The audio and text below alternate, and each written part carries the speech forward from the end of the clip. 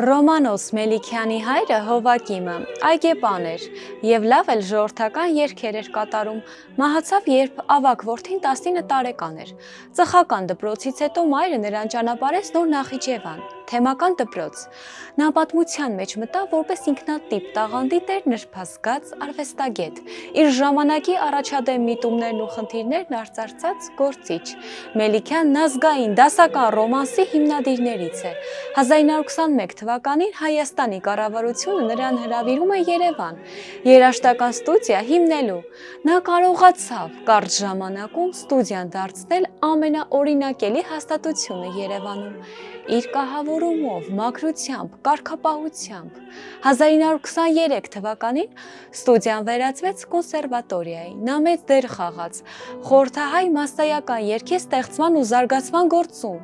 իսկ իր հասարակական գործունեությամբ մեծապես նպաստեց Հայաստանում նոր երաժշտական մշակույթի ստեղծմանը, երաժշտական լուսավորչական գործի կազմակերպմանը։ Նա ապրեց ոչ երկար, բայց հագեցած գեղեցիկ կյանք։ Մեկնաբանության մեջ տեղադրեք ականավոր կոմպոզիտորի ձեր սիրելի երաժշտական ստեղծագործությունը։